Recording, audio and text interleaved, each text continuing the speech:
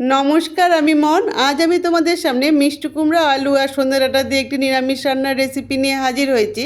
তো তার জন্য সবার প্রথমে আমি মিষ্টি কুমড়া আর সন্ধ্যে ডাঁটাটা কেটে নিয়েছি, আর ছোট আলুটা আমি সেদ্ধ করে ছুলে নিয়েছি।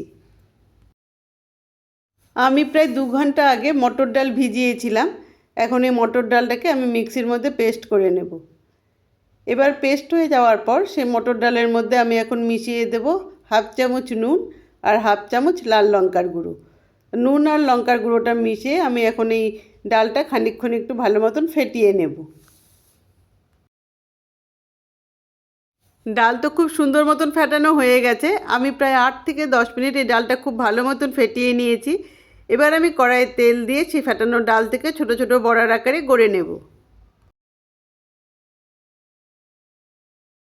বড়ার একটা পাশ খুব ভালো মতন ভাজা হয়ে গেলে উল্টে অন্য পাশটাকেও খুব ভালো মতন ভেজে নিতে হবে।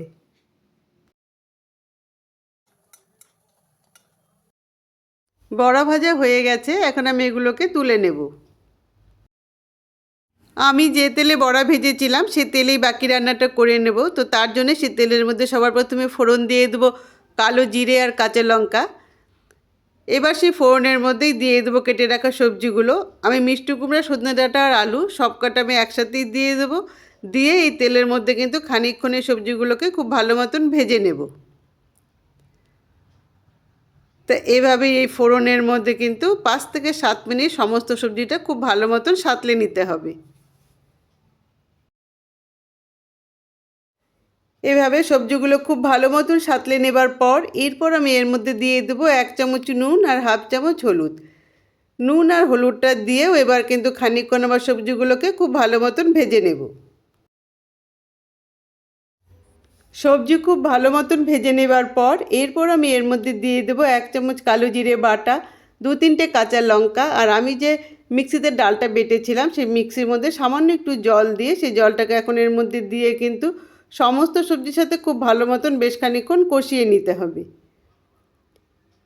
এভাবে সবজি আর মশলা যখন খুব ভালো মতন কষানো হয়ে যাবে তখন আমি এর মধ্যে দিয়ে দেবো ঝোলের জন্য পরিমাণ মতন জল। আলু তো সেদ্ধই আছে, সজনে ডাঁটা আর মিষ্টি কুমড়াটা সেদ্ধর জন্য পরিমাণ মতন জল দিয়ে সমস্ত সবজির সাথে আবার খুব ভালো করে একবার মিশিয়ে নিতে হবে।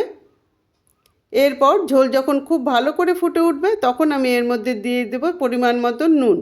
এর আগে আমি একবার নুন দিয়েছিলাম, তো নুনটা তোমরা নিজেদের স্বাদ অনুযায়ী দিয়ে নেবে। তা নুনটা দিয়ে খুব ভালো করে একবার মিশিয়ে নিয়ে এখন আমি ঢেকে কিন্তু 10 মিনিট এভাবেই ফুটতে দেবো। 10 মিনিট বাদে ঢাকনা খুলে দেখে নেওয়া যাক সবজি সেদ্ধ হয়ে ঝোল ঠিক কতটা শুকিয়েছে।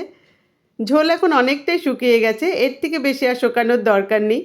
এখন আমি এর মধ্যে দিয়ে দেবো ভেজে রাখা ডালের বড়াগুলো। আর ডালের বড়াটা দিয়ে কিন্তু সবজির সাথে খুব ভালো করে একবার মিশিয়ে নেব। আমি এই রান্নায় আজ কোনো মিষ্টি দিলাম না, তোমরা চাইলে এর মধ্যে অল্প মিষ্টি দিয়েই নিতে পারো।